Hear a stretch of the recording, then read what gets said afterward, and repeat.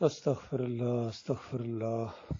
کیسا خوفناک منظر یہ دکھایا گیا ہے، اور یہ اس کے مقابلے میں جو حقیقی ہوگا بہت کم ہے، بہت کم ہے۔ اللہ تعالیٰ اس خوفناک انجام سے، جس طرح ابلا ہوا ایک تانبا ہوتا ہے، اس کو حمیم کہتے ہیں، استغفر اللہ، یہ جب انسانوں کے سروں کے اوپر ڈالا جائے گا، ان کے منہ کے اندر ڈالا جائے گا، بتاؤ کیا ہوگا۔ اللہ کے بندو، اتنا خوفناک انجام، آخر جرم کیا ہے؟ وہی جرم کہ اللہ اپنے اکیلے مالک کو چھوڑ کر کسی اور کو پکارنا، کسی اور کو داتا کہنا، دستگیر کہنا، مشکل کشا کہنا، حاجت روا کہنا، واسطے وسیلے، رکوع اور سجدے اللہ کے علاوہ کسی اور کے، اندازہ لگائیے۔ شکر گزاری کی بجائے نہ شکری والا انداز اختیار کرنا، اپنے مالک الخالق کی نعمتوں کا انکار کرنا۔ حالانکہ سورہ الرحمن کے اندر کتنی مرتبہ مالک نے اس آیت کو دہرایا کہ اے جن و انسان، تم اپنے رب کی کون کون سی نعمتوں کا انکار کرو گے، کون کون سی قدرتوں کا انکار کرو گے۔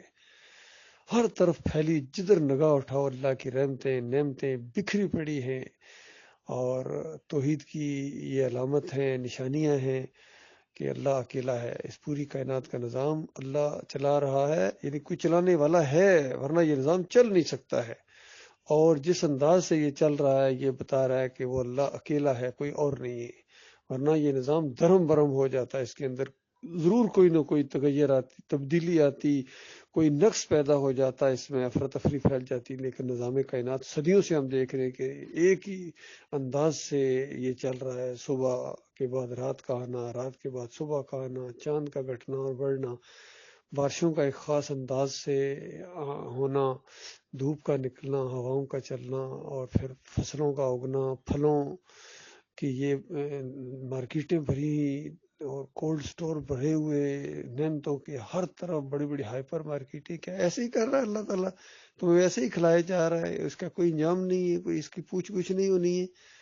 تو اللہ کے بندو، یہ صرف ایمان کا امتحان ہے۔ ایمان کی وجہ سے اس پوری کائنات کو بنایا گیا ہے کہ اللہ اکیلا ہے۔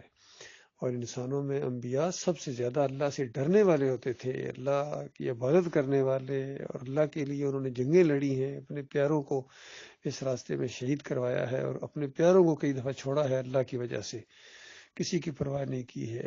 ان انبیاء کو اللہ کے ساتھ شریک ٹھہرانا کہ یہ نور کے ٹکڑے ہیں، یہ بیٹے ہیں، یہ ان کے واسطے وسیلے داؤد، اللہ مجبور ہو جاتا ہے، یہ اللہ کے لاڈلے ہیں اس طریقے سے کہ ان کی ٹالی نہیں جاتی، آپ کی سنتا نہیں ہے، ان کی ٹالتا نہیں ہے۔ یہ کیا مشرکانہ الفاظ ہیں، کافرانہ انداز ہے یہ۔ للہ توبہ کرو، معافی مانگو اپنے مالک الخالق سے۔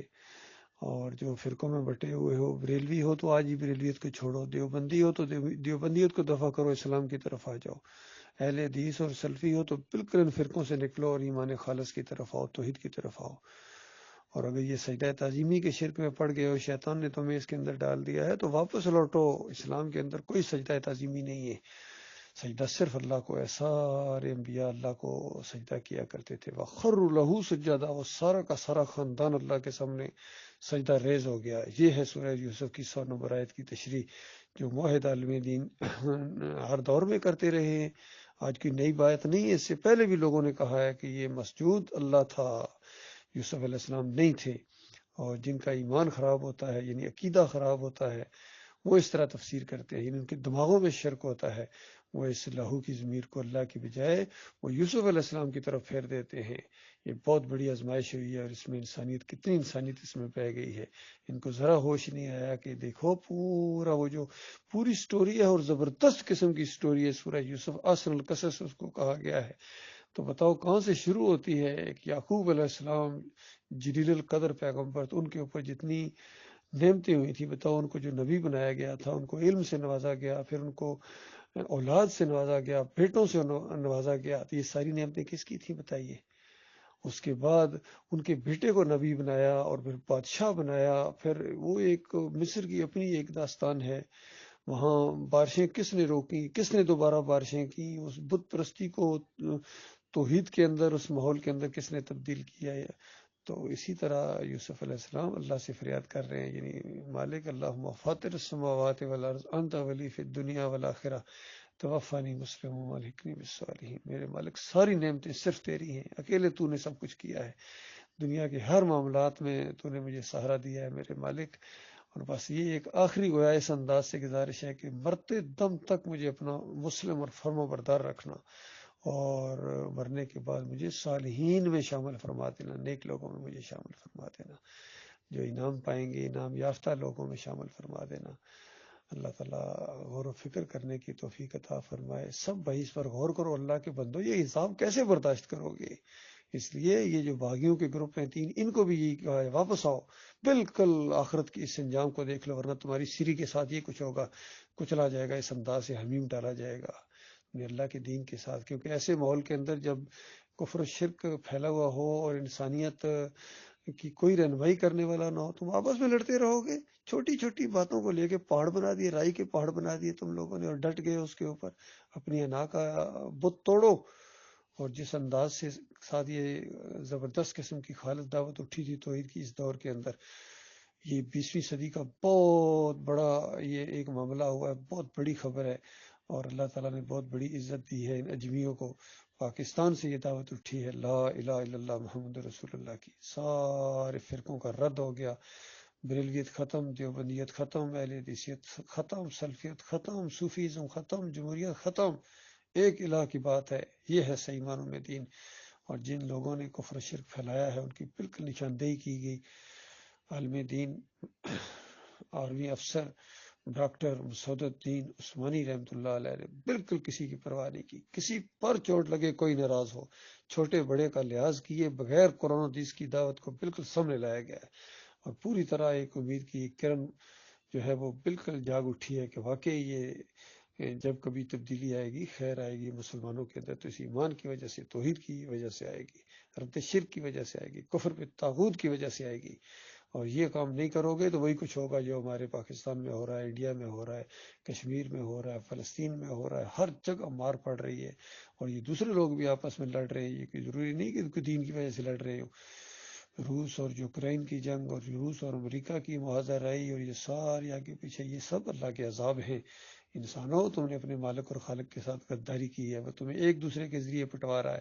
اب دیکھیے یہ سیاسی لوگوں کے اندر کس قدر نفرت پیدا ہو گئی، شاید ہی کوئی دشمنوں کے اندر آپس میں اتنی نفرت ہو۔ اوس اور خزرج کی نفرت سنا کرتے تھے، کس طرح وہ قبیلے آپس میں لڑا کرتے تھے، قتل و غارت کرتے تھے، اور فرعون کس طرح نفرت اور حقارت کے ساتھ ان بچوں کو اور بنی اسرائیل کو عذاب دیا کرتا تھا۔ ایسا ہی ماحول اب بن گئے۔ دیکھیے سیاسی کشمکش کے اندر یہ نون لیگ کس طرح پی ٹی آئی کو پٹائی کر رہی ہے، اور پی ٹی آئی والے جب آئیں گے تو ان کی پٹائی کریں گے، اس سے پہلے ہی آپس میں لڑتے رہے۔ یہ سب اللہ کے عذاب ہیں، تمہیں ایک دوسرے کے ذریعے لڑا کے اللہ تعالیٰ تمہیں ایک کی طاقت کا مزہ دوسرے کو چکا رہا ہے، کس طرح تمہارے اوپر لاٹھیاں، گندا پانی تمہارے اوپر پھینکا جاتا ہے، اور تم کہتے رہو کہ ہم شہید ہیں، ہم جہاد کر رہے ہیں، ہم یہ کر دیں گے، ہم وہ کر دیں گے، کچھ بھی نہیں تم کر سکتے ہو۔